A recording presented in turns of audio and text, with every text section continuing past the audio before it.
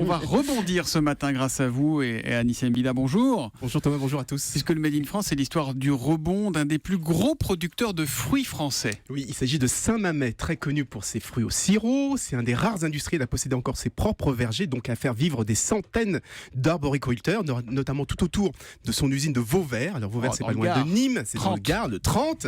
Malheureusement, il a beaucoup souffert des fruits importés à prix cassé. On se souvient par exemple qu'en janvier, on en avait parlé ici même, ses employés posaient nus sur un verger, au milieu d'un verger, pour sauver leur emploi. On a même mis la photo sur le hashtag E1 matin. Eh bien, la société a été rachetée, relancée. Elle perdait 3 millions d'euros il y a un an. Eh bien, aujourd'hui, elle affiche une rentabilité de plus d'1 million. Et tout ça en à peine 8 mois. Mais comment ils ont fait en 8 mois ?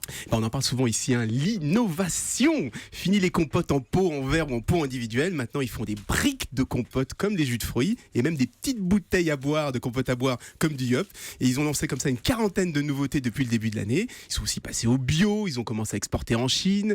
Et ça, j'attends avec impatience. Ils devraient sortir les premiers fruits surgelés qui conservent toutes leurs vitamines. Bref, en un an, ils n'ont pas chômé. Ça a payé, puisque l'innovation, ça paye toujours. Bon, Anissé, parce que vous êtes un peu le spécialiste de la géographie, j'ai une question, j'espère qu'elle ne sera pas piège, mais il y a un village dans les Pyrénées qui s'appelle Saint-Mamet. Il y a un rapport entre ce Saint-Mamet et votre Saint-Mamet ? Oui, il y a un rapport. C'est là où l'entreprise a été créée. C'était en 1953. Mais ensuite, ils ont déménagé dans le Gard pour se rapprocher de leurs vergers, être plus près des vergers. Et aujourd'hui, Saint-Mamet, ça reste le seul industriel à acheter la majorité de ses fruits en France. Eh ben bravo Saint-Mamet, achetez du Saint-Mamet qui s'est relancé en continuant à se fournir en fruits français, des fruits made in Gard. En plus, maintenant quand ça se vend, on n'est plus obligé de les voir tout nus sur une photo, donc ça nous fait quand même... on va les revoir, il y a un panneau quand même. Il faut un calendrier à Noël. Aïe aïe aïe, bon, on l'achètera quand même pour les soutenir. Merci beaucoup Anissé.